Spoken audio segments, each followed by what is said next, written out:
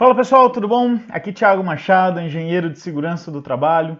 Hoje nós vamos falar sobre quais as responsabilidades da empresa quanto ao EPI, ao equipamento de proteção individual, tá? Então antes da gente falar sobre esse tema, já deixa o teu like aí, curte, compartilha esse vídeo, se inscreva no nosso canal, que a gente está trazendo muita informação relevante relacionada à segurança do trabalho. Então vamos lá. Esse assunto aqui, ele está discorrido na NR6, né, no item 6.6.1, ok? Que ele traz as responsabilidades da empresa quanto ao EPI.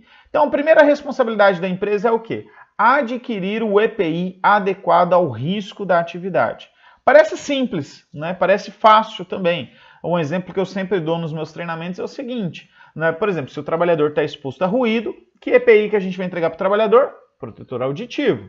Se o trabalhador está exposto a poeira, qual EPI que a gente vai entregar para o trabalhador? Máscara respiratória. Mas tecnicamente não é bem simples assim como parece. Por quê? Se o trabalhador está exposto a ruído, qual o nível de ruído que esse trabalhador está exposto? Entendeu? Então, por quê? Porque cada protetor auditivo tem uma atenuação diferente. Então, eu preciso saber qual o nível de ruído esse trabalhador está exposto. Ah, o trabalhador está exposto a poeira? Tá, qual que é a quantidade de poeira que esse trabalhador está exposto? Porque a máscara ela tem o seu fator de proteção. E esse fator de proteção ela vai variar conforme o resultado da avaliação de poeira que eu tenho no meu ambiente de trabalho. Por isso que no meu PPRA ele deve ser quantitativo e não qualitativo. Porque para um bom dimensionamento de um EPI eu preciso ter os resultados das avaliações. Ah, o meu trabalhador, sei lá, está exposto a hidróxido de sódio. Qual EPI que eu tenho que entregar? Eu tenho que entregar máscara respiratória ou só proteção para a pele? Ou eu tenho que entregar os dois? Okay? Como é que eu sei disso? Através da minha inspeção, da minha avaliação da FISPIC, ou dependendo da situação, do resultado da avaliação quantitativa.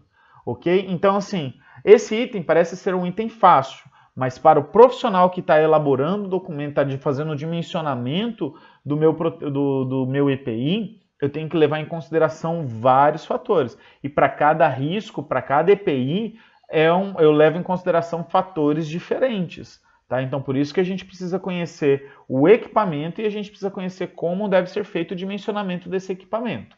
Ok? Uma outra responsabilidade da empresa é exigir o uso do EPI. Isso é um tema bem polêmico. Os empresários, eu já entreguei o EPI para o trabalhador, comprei, tem nota fiscal e o cara assinou que recebeu o EPI. Beleza, mas você cobrou o uso do EPI? Tá? Inclusive, esse é um dos itens para comprovar a eficácia do protetor, dos EPIs. Tá? Então, se a empresa não conseguiu provar que ela exigiu o uso do EPI, ela está descumprindo a NR6. Tiago, como que a gente faz isso?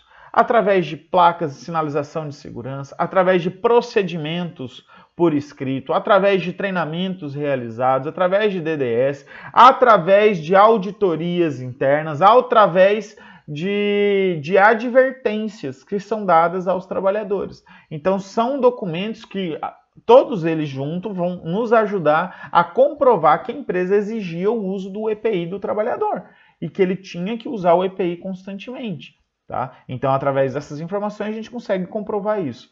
A empresa ainda é obrigada a fornecer ao trabalhador somente o EPI aprovado pelo órgão nacional competente em matéria de segurança e saúde no trabalho, ou seja, o EPI que tem CA, Certificado de Aprovação. A empresa só pode entregar um EPI que tem CA. Então, teoricamente, além da definição de EPI dado pela NR6, a gente precisa entender que o EPI, para realmente ser um EPI válido para a eficácia de um risco ou para atendimento à NR6, esse EPI tem que ter CA, tem que ter o certificado de aprovação. Eu posso até fabricar uma luva, essa luva proteger o trabalhador, mas se ela não tem CA, ela não tem validade mediante a NR6. Então a empresa ela tem que entregar um EPI para o trabalhador e esse EPI tem que ter CA. Caso contrário, ela não é caracterizado como EPI, ok? Ela não é caracterizada como EPI válido para se comprovar uma eficácia. A empresa ainda deve orientar e treinar o trabalhador sobre o seu uso adequado, guarda e conservação do EPI. A empresa tem que treinar o trabalhador para cada EPI que ele recebe. Thiago, mas é muito simples colocar um capacete. Ok, mas a maioria dos EPIs você tem uma forma correta de colocar e retirar. Então isso tem que ser, o trabalhador tem que ser instruído, ok? E detalhe, os treinamentos de EPI, ele tem que abordar o uso correto.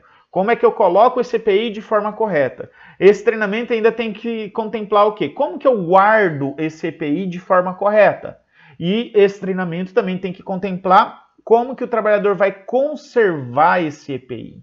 Então são os 3 itens que devem ser trabalhados no treinamento. E eu vejo muitos treinamentos feitos por muitos colegas na área de segurança do trabalho que não contempla esses 3 itens. Então eu tenho que ensinar o trabalhador como usar, eu tenho que ensinar o trabalhador como guardar e eu tenho que ensinar o trabalhador a como conservar esse EPI.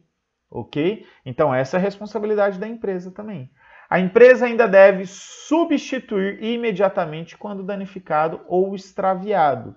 Se o trabalhador perdeu o equipamento ou se o equipamento estragou, né, a empresa tem que fazer a substituição desse equipamento. Ah, Thiago, mas e a empresa pode descontar o equipamento que o trabalhador perdeu? Isso aí a gente vai falar num próximo vídeo.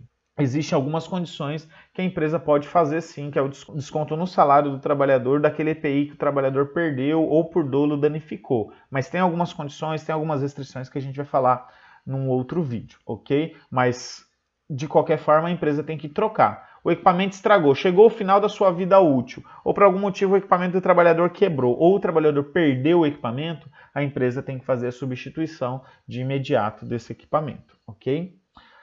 A empresa ainda deve responsabilizar-se pela higienização e manutenção periódica, tá? Tem equipamentos que têm manutenção, ok? Por exemplo, algumas máscaras respiratórias, né? Tem algumas máscaras que têm algumas partes eletrônicas, né? Se essa parte eletrônica danificou, você tem que fazer manutenção, né? Alguns EPIs também têm algumas partes eletrônicas que a gente tem que fazer manutenção dessas partes eletrônicas, ok? Ou até mesmo troca de filtro, troca de cartucho, troca de sensor ou algo assim do tipo também, tá? Alguns EPIs têm algumas condições nesse quesito. Mas a parte polêmica é que a empresa é responsável pela higienização do equipamento. A empresa é obrigada a higienizar o equipamento do trabalhador. O que a gente tem orientado os nossos clientes? Que a empresa ela tem que fornecer um local para o trabalhador fazer a higienização. Ela pode determinar, dentro dos seus procedimentos de uso, guarda e conservação do equipamento, que a higienização será feita pelo próprio trabalhador, mas a empresa tem que dizer aonde esse trabalhador vai higienizar. E a gente tem que tomar muito cuidado, são os EPIs que às vezes estão contaminados com produtos que possam contaminar o meio ambiente. Esses produtos que podem contaminar o meio ambiente, eles têm que ter um tratamento específico. Um exemplo é o conjunto de aplicação de agrotóxicos, de agroquímicos. Ok? O trabalhador está fazendo lá o preparo da calda, suja o teu conjunto com algum agroquímico, né? Ele não pode lavar esse conjunto no mesmo local onde ele lava a roupa comum, aquela água não pode ser destinada ao mesmo local da água de uso comum, ok? Essa água tem que receber um tratamento, essa roupa tem que ser lavada no local correto, então a empresa vai definir o procedimento e esse procedimento tem que ser aplicado, né, conforme a empresa determinou, seguindo os parâmetros determinados pelas normas, ok? Então a responsabilidade de higienizar os EPIs é da empresa, mas a empresa ela pode delegar para o trabalhador, mas tem que determinar os procedimentos, periodicidade e etc. Ok?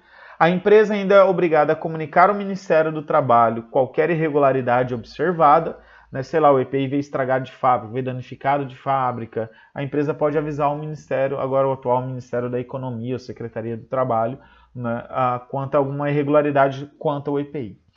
Na prática, a gente não vê isso acontecendo, né, pessoal? E por último, a empresa ainda é obrigada a registrar o fornecimento do EPI ao trabalhador, podendo ser adotados livros, fichas ou sistema eletrônico. A empresa tem que registrar a entrega do EPI. Não adianta entregar EPI e não registrar esse EPI. É a mesma coisa de não ter entregue. Então eu falo isso para muitos empresários que às vezes entregam os equipamentos, mas não registram. Então, pessoal, você tem que entregar e registrar esse EPI, porque senão a empresa é como se ela não tivesse entregue ao trabalhador. Tem que documentar.